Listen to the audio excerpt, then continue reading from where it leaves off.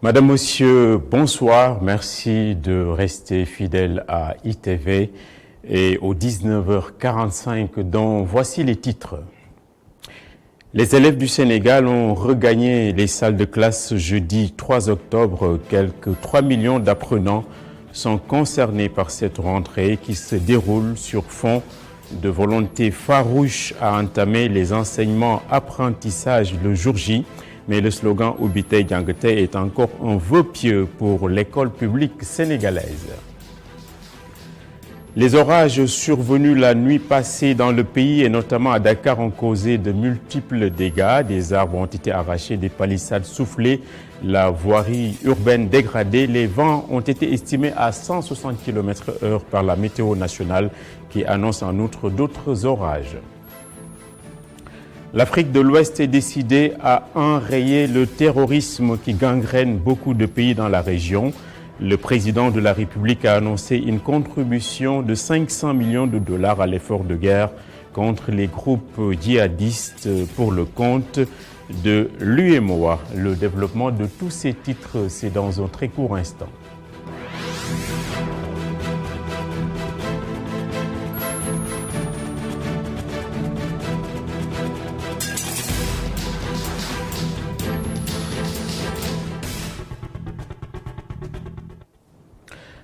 L'affaire dite des 94 milliards est désormais sur la table de la conférence des présidents de l'Assemblée nationale qui devra fixer la date de la publication du rapport de la commission parlementaire. La décision a été prise lors de la première session extraordinaire de l'Assemblée nationale ouverte ce jeudi. Nous y revenons tout à l'heure avec le reportage de Moustapha Gabar Diop. Abdoulaye Wilane s'est exprimé en marge sur l'avenir du Parti socialiste. Nous l'écouterons également tout à l'heure. 3 millions d'élèves ont effectué leur rentrée ce jeudi matin. L'année scolaire 2019 débute ainsi sur fond de rigueur, de ponctualité et d'ordre dans les discours. Et comme le recommande le concept Ubitey Dianguetey, sauf que dans la réalité, c'est encore un vœu pieux. Nous y revenons tout à l'heure avec Cheikh Hassan Affal.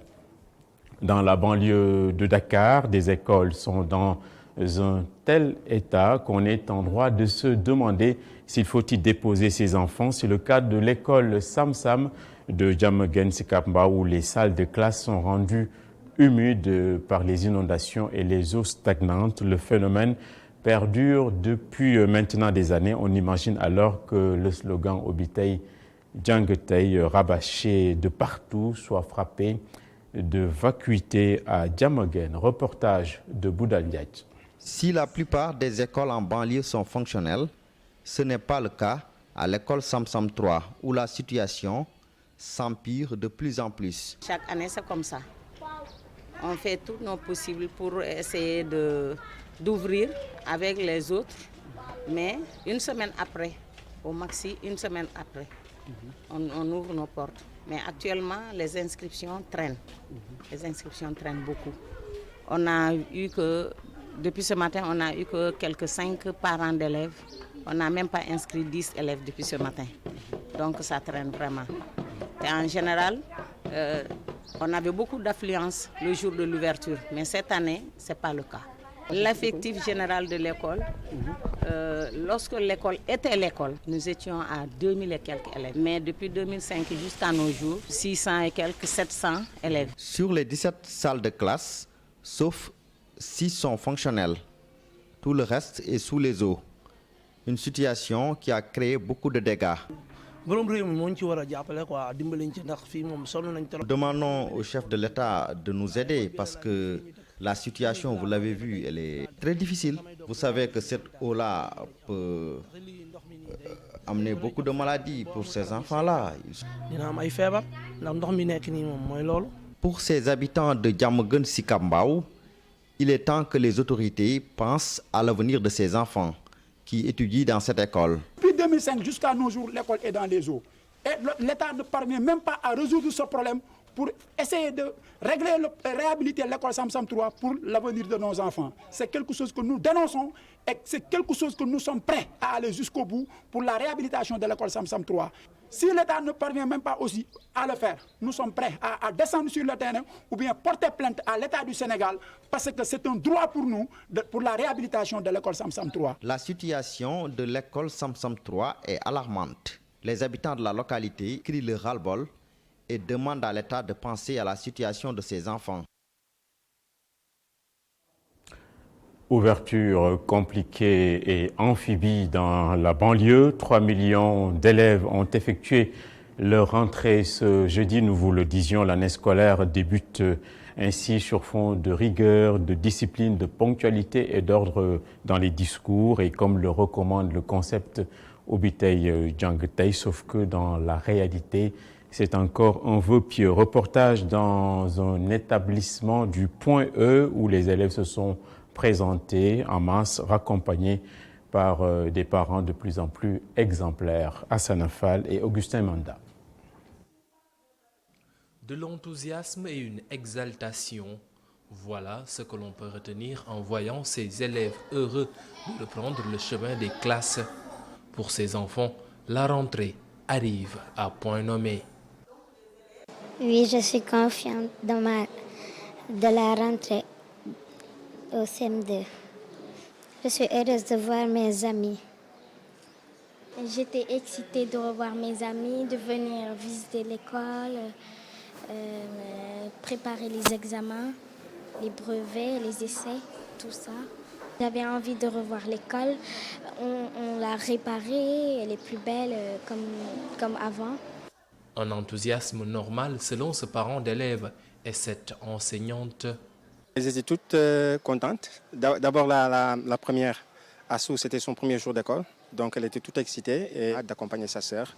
Sa sœur, elle fait la CM2 cette année. Et également, elle est déjà toute remontée pour réussir cette année son examen. Ils sont là égayés, prêts à travailler.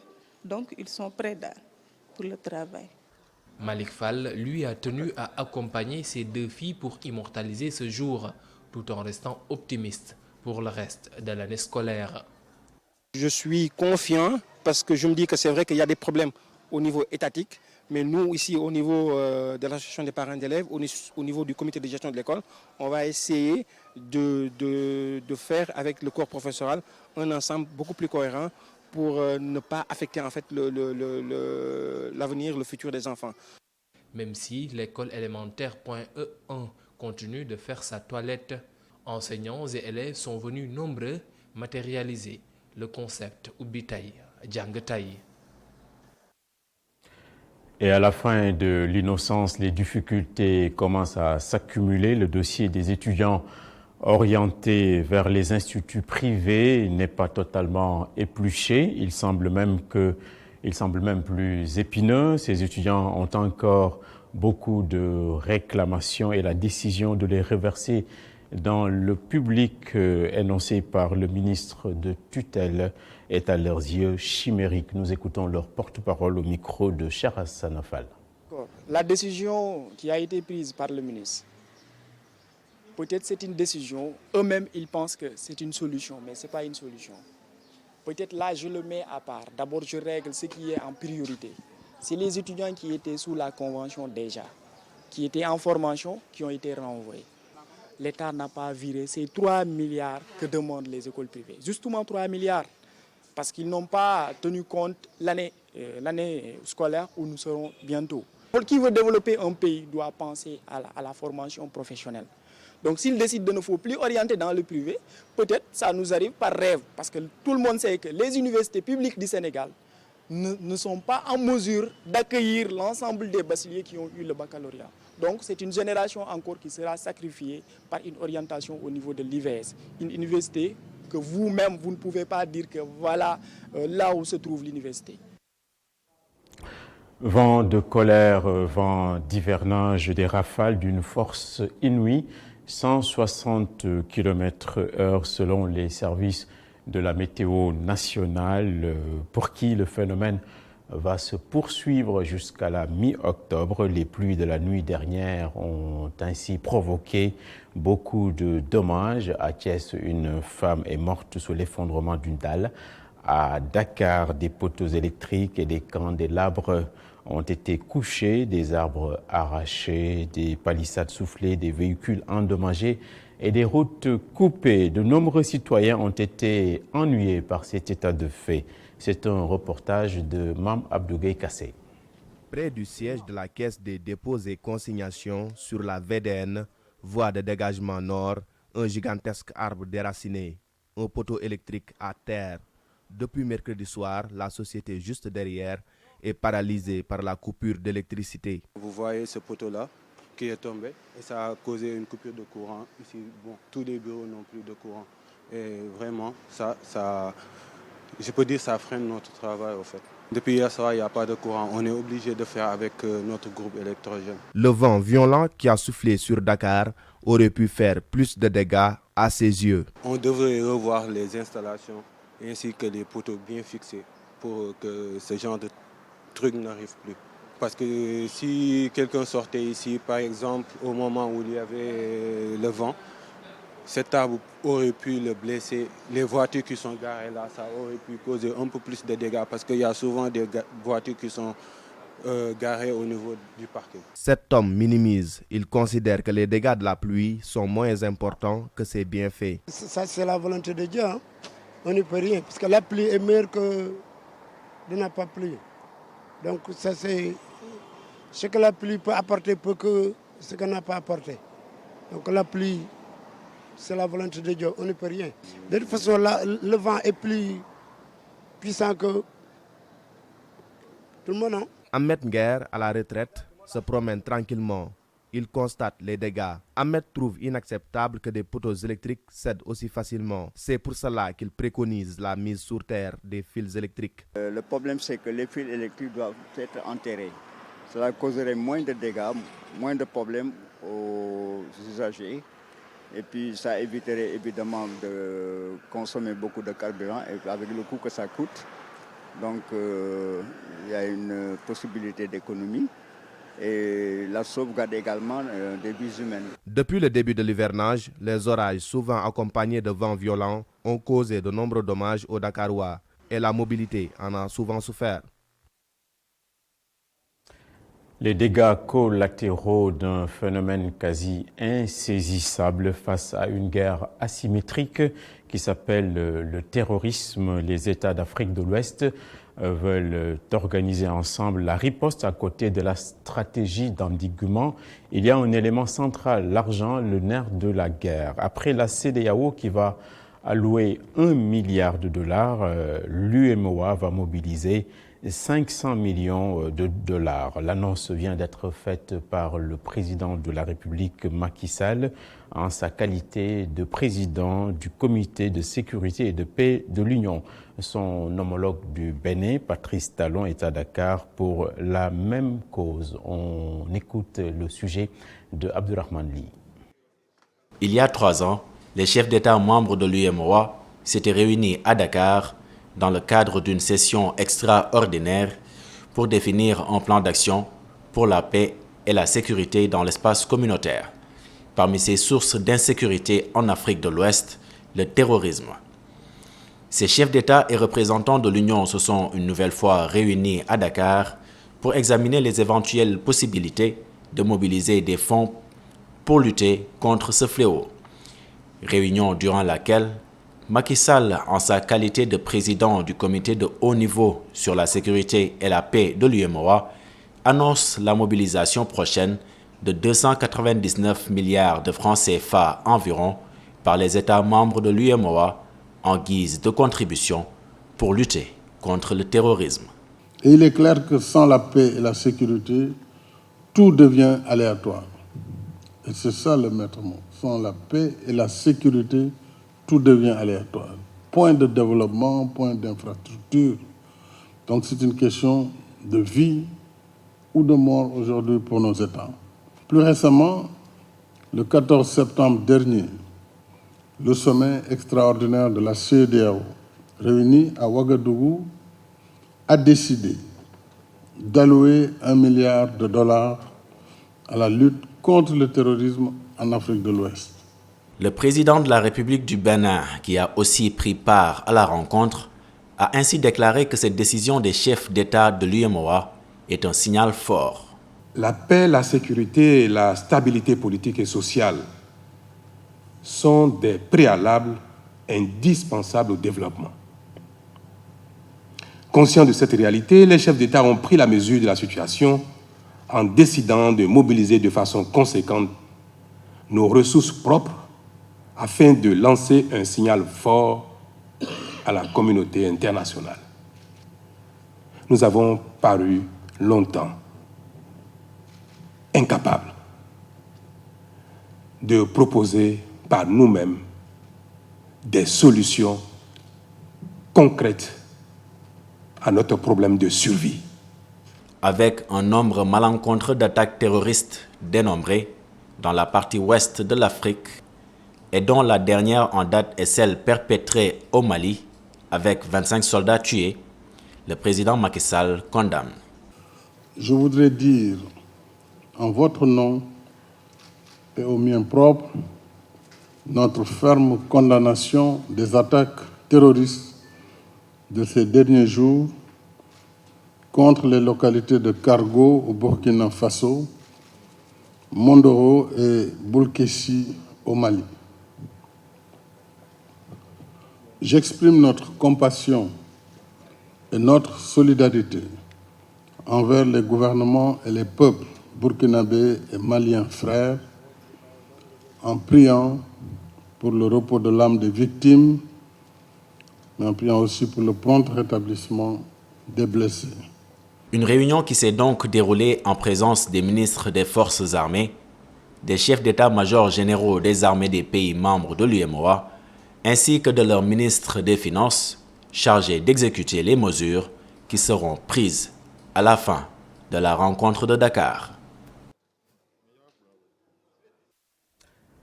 L'argent est un bon serviteur, mais un mauvais maître. L'affaire dite des 94 milliards de francs CFA est désormais sur la table de la conférence des présidents de l'Assemblée nationale qui devra fixer la date de la publication du rapport de la commission parlementaire.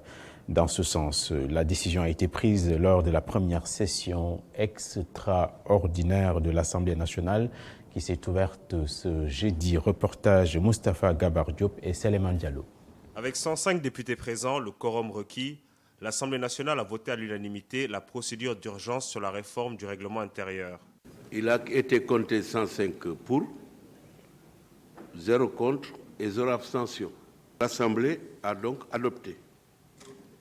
Mes chers collègues, l'ordre du jour étant épuisé, je propose à l'Assemblée de lever la séance et j'invite les membres de la conférence des présidents à se réunir immédiatement à la levée de cette séance au 4e étage. Suivant ce vote, la conférence des présidents doit maintenant déterminer les articles du règlement intérieur de l'Assemblée nationale à réformer. Elle devra également déterminer la date de la publication du rapport de l'enquête parlementaire sur l'affaire des 94 milliards. D'accord, nous sommes tous tombés d'accord sur la question du président de l'Assemblée nationale sur le menu de la séance, à savoir si l'Assemblée doit étudier ces questions. Vu que le quorum était présent et que nous étions d'accord, il a convoqué la conférence des présidents qui va déterminer les commissions qui vont explorer ces questions. La conférence des présidents regroupe le président et les vice-présidents de l'Assemblée nationale, les présidents de commission et le rapporteur de ces commissions qui devront déterminer l'agenda de l'année parlementaire. Les établissements de banque au Sénégal sont dans une bonne dynamique. Les ratios du premier semestre 2019, leur concernant, sont encourageants. En séance de travail avec les professionnels des banques, le directeur national de la BCEAO au Sénégal a fait comprendre que les voyants sont tous au vert. Il n'a pas manqué toutefois d'apostropher les mauvais payeurs qui font se multiplier les contentieux. Youssouf Konté nous fait le compte-rendu. Était au menu de la rencontre la protection des données personnelles de la clientèle, du système bancaire, mais aussi la refonte et la modernisation de la Banque centrale des bilans des entreprises non financières, entre autres. Si nous prenons le total de bilan du système bancaire, il est à fin juin 2019 de 7 379 milliards de francs CFA, soit d'une progression de l'ordre de 9%, donc comparé à la même période de l'année 2018. Ce qui nous intéresse souvent, c'est le comportement du crédit. Le crédit bancaire continue à progresser. À fin juin 2019, le stock, donc l'encours de crédit du système bancaire, est de 4 621 milliards en juin 2019 contre 4 023 milliards en juin 2018, soit une hausse d'environ 600 milliards, donc environ plus 15%. Donc ça veut dire que le système bancaire continue à financer l'économie. Toutefois, Ahmadou Al-Amin Lo renseigne qu'un stock important de contentieux souffre encore dans les tribunaux de grande instance parce que les créanciers n'ont toujours pas remboursé. Si ce stock de 690 milliards de créances en souffrance arrive à être résorbé partiellement, c'est des éléments qui peuvent leur permettre de renforcer leurs fonds propres. Parce que pour l'essentiel, ces crédits ont été déjà provisionnés dans leurs livres, donc elles les ont déclarés comme étant des charges dans leurs livres. Un effort de provisionnement très important. Donc si c'est réglé, ça correspondrait à des reprises sur provision et les banques seraient en phase en ce moment de les mettre en renforcement de fonds propres et pouvoir davantage financer l'économie. Un autre point important abordé lors de cette rencontre est celui de la protection des données personnelles.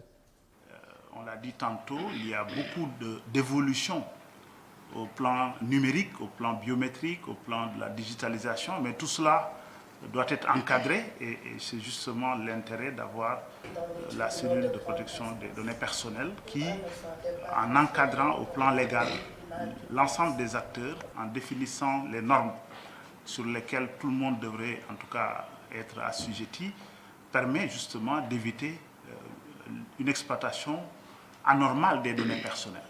La BCEAO, Banque centrale des États de l'Afrique de l'Ouest, et l'Association professionnelle des banques et établissements financiers du Sénégal se sont réunis ce jeudi pour, disent-elles, voir dans quelles conditions alléger les tarifs pour les PME-PMI.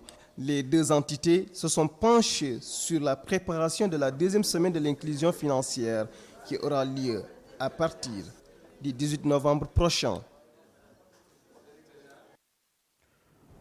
Autre bonne nouvelle, le ministre du Tourisme et des Transports aériens tire le bilan d'étape de la participation sénégalaise au Salon Topresa de Paris consacré au secteur touristique. C'est un bilan de satisfaction. Alioune-Sarr se projette d'ores et déjà sur les Jeux olympiques de la jeunesse de 2022 prévus à Dakar. La qualité des infrastructures au Sénégal est un précieux atout pour le Sénégal. Nous écoutons le ministre interrogé à Paris par notre envoyé spécial sur place, Ibrahima Kamara. Le Sénégal va accueillir de très grands événements d'ici 2022. Les Jeux olympiques de la jeunesse.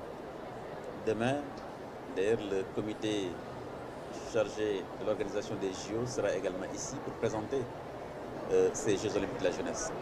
C'est aussi le Forum mondial de l'eau, c'est aussi le sommet Chine-Afrique.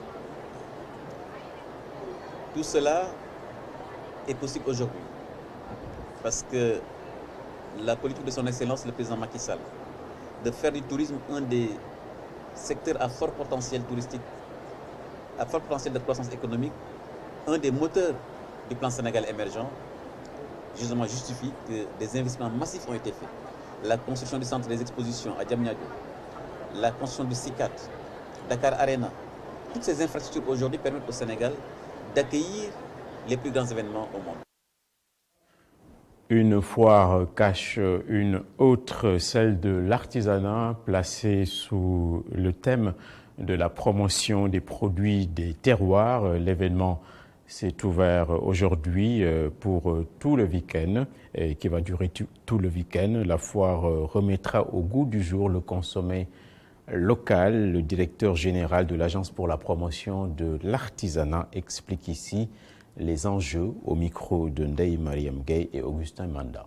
Cette foire-là, particulièrement, présente les produits artisanaux des terroirs des 14 régions du Sénégal.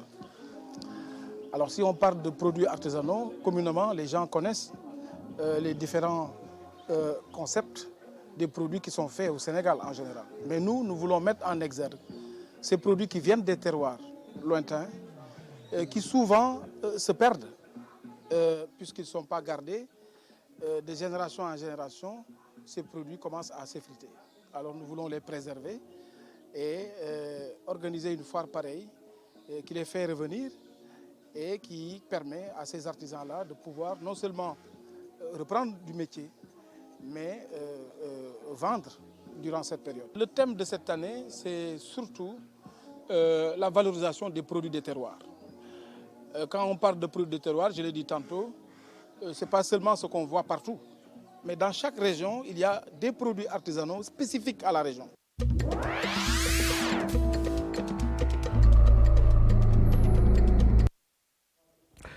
Dans le monde, nous irons ce soir en Afrique du Sud, au Nigeria, en République démocratique du Congo, ainsi qu'en France, où il y a eu cet après-midi une attaque meurtrière à l'arme blanche. Mam Abdoulaye Kassé. En visite de 3 jours en Afrique du Sud, le président nigérian Muhammadu Buhari a appelé les dirigeants à prendre des mesures pour que les violences xénophobes ne se reproduisent plus jamais. Son homologue sud-africain Cyril Ramaphosa a réitéré le profond regret de son pays pour les violences du mois dernier, dont certaines visaient des ressortissants nigérians et leurs entreprises. Au moins 12 personnes, dont 2 Nigérians, ont été tuées lors des dernières vagues de violence.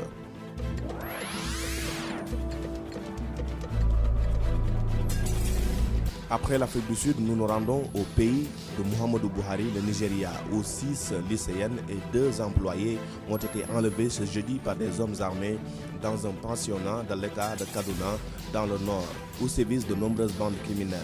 Des hommes armés ont fait irruption à l'intérieur du lycée Ingravers, un pensionnat situé dans une zone reculée, et ont amené des membres du personnel ainsi que les 6 élèves vers une destination qui reste encore inconnue.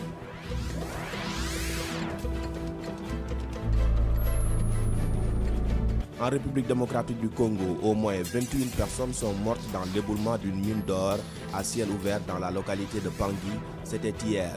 Les rescapés sont au nombre de 11. L'accident, qui a touché un total de 5 puits, est causé par une forte pluie, ce qui rend le sous-sol argilo-sablonneux de Kampen très vulnérable aux éboulements. Le ministère provincial de l'Intérieur et de la Sécurité dit avoir prévenu les orpailleurs des risques encourus en travaillant sous la pluie.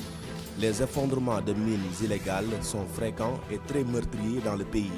Au moins 43 mineurs clandestins sont morts en juin dans un glissement de terrain dans une mine de cuivre et de cobalt gérée par Glencore dans le sud.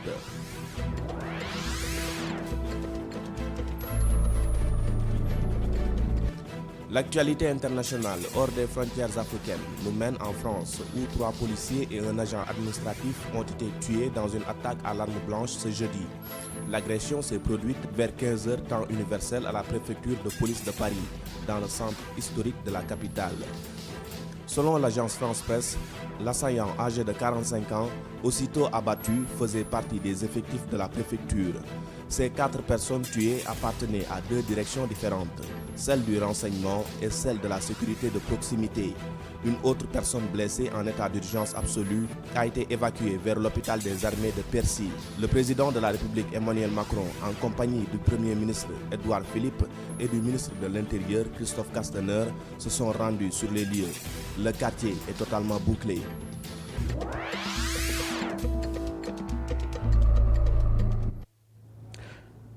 Cela fait longtemps que la santé a remplacé le salut, même si chez nous, les services d'urgence et d'accueil dans les hôpitaux sont très défaillants. Les défis sont nombreux. C'est pour cette raison d'ailleurs que la tutelle, le corps médical ainsi que les différents partenaires se sont posés pour diagnostiquer les différents dysfonctionnements. Face à la forte fièvre, il faut rapidement un remède de cheval. C'est un sujet de Moustapha Gabar Diop et Mafal Fall.